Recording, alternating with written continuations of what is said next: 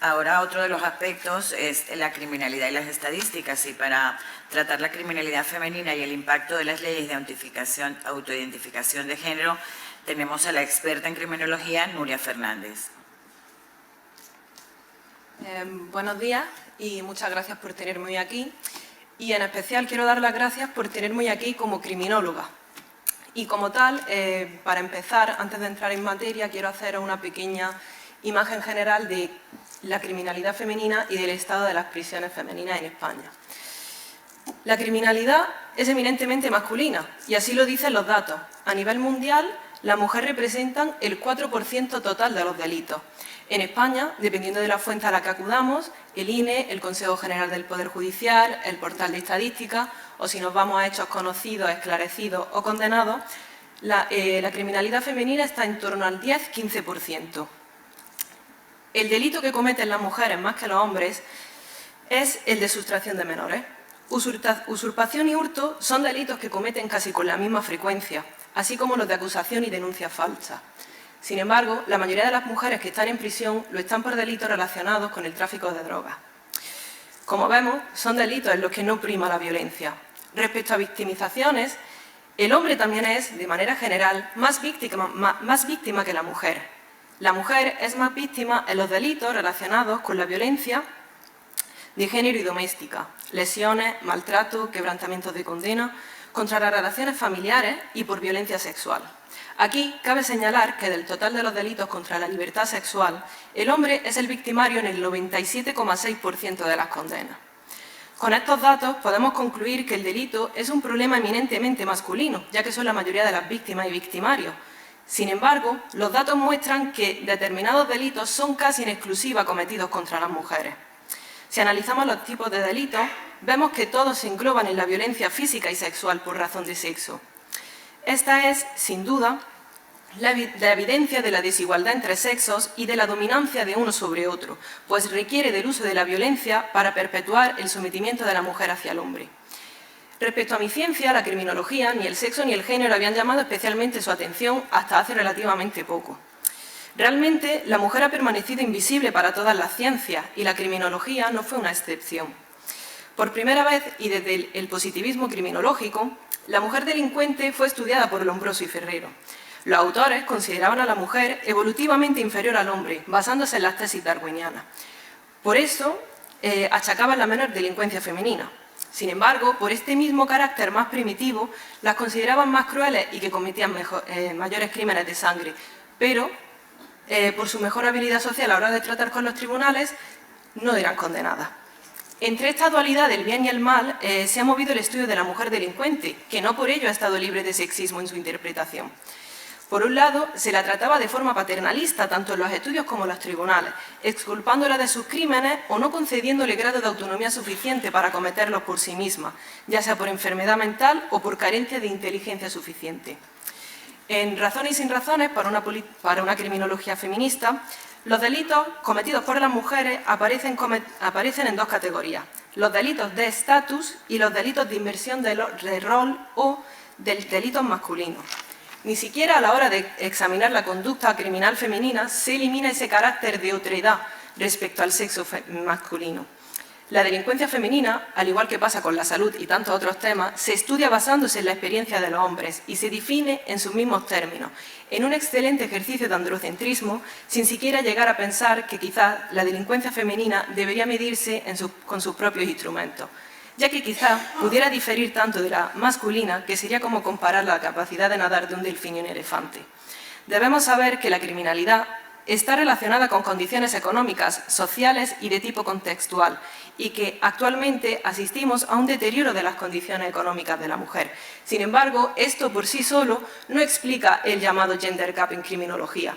Las razones debemos de buscarlas en la diferente socialización que existen entre mujeres y hombres. Si hablamos del ámbito penitenciario, la situación de las mujeres presas difiere de la situación de los hombres presos.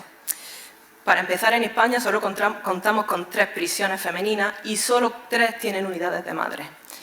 A pesar de las especificaciones de la Ley General Penitenciaria y de su reglamento, la situación de las mujeres presas es precaria, sexista y victimizadora. Como señalan diversos estudios, el 80% de las presas es víctima de malos tratos en el ámbito familiar, frente al 12% de la población general, y el 68% ha sido víctima de violencia sexual. Las consecuencias de estas violencias tienen una clara conexión con su conducta criminal y pueden marcar una vida de dolor, sobremedicación, autolesiones y suicidio, drogodependencia y discriminación. Dada la precariedad de los módulos femeninos, no parece recomendable incluir en estos a hombres biológicos con identidades de género diversas, conociendo la situación en que muchas de las internas han sufrido violencia por parte de otros hombres. En el ámbito del Reino Unido contamos con las investigaciones del sociólogo de Oxford, Michael Gibb, en su estudio sobre la población transexual en prisiones. Sobre las mujeres transfemeninas no hay nada reseñable, ya que éstas prefieren quedarse en módulos de hombres. Sin embargo, es la población de hombres transfemeninos la que está causando problemas.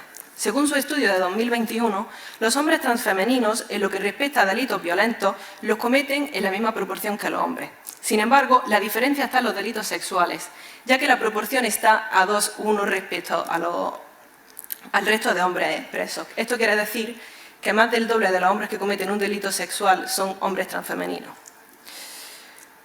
Esto también ha sido corroborado por 2 estudios recientes del Gobierno de Canadá. Esto quiere decir que las mujeres internas se ven obligadas a compartir sus espacios con hombres transexuales condenados por delitos sexuales. Todo ello teniendo en cuenta que alrededor, de manera muy general, el 30% de la población penitenciaria femenina es o ha sido víctima de violencia de género o sexual. Gibb también constata que los hombres transfemeninos no tienen mayor riesgo de victimización o violencia que los hombres homosexuales o con diversidad funcional. ¿Por qué en este caso no se justifica el cambio de módulo? No se pueden tomar los espacios de mujeres como cajón desastre para todas las identidades diversas de hombres en sus espacios, y más en el caso de prisiones, más teniendo en cuenta la situación precaria que viven las mujeres en sus módulos. Escasa oferta formativa, además de estereotipada. Por poner un ejemplo, la Ley General Penitenciaria permite acceder antes al 3er grado a aquellas mujeres que acrediten que efectivamente son las que realizan el trabajo doméstico en casa. Gracias a la disposición de la ley que hoy analizamos, los delitos cometidos como hombres, faltaría menos, serán juzgados como tal. Sin embargo, esto no impedirá que cumplan condenas en módulos de mujeres, por lo que la seguridad jurídica, una vez más, está en entredicho. El historial violento contra mujeres no impide su ingreso con mujeres. ¿Cómo recurrir al fraude de ley? La ley no impide ni dicta supuestos de fraude de ley y al constituir una vivencia interna y personal es incuestionable y a todos los efectos son mujeres, aunque su perfil criminal sea típicamente masculino. En Escocia han tenido que recular y han impedido que una mujer transgénero con historial de violencia sexual contra mujeres ingrese en módulos de mujeres. En muchos casos del Reino Unido ha tenido que ocurrir una agresión o violación para que el hombre transfemenino vuelva a ser transferido al módulo de hombres. Otro tema que preocupa en prisiones es la presencia de autoginéfilos. Blanchard diferenciaba 4 tipos de hombres transfemeninos, dependiendo de su orientación sexual. Los heterosexuales presentan esta parafilia de travestismo fetichista. En sus palabras, es como una especie de heterosexualidad hacia uno mismo.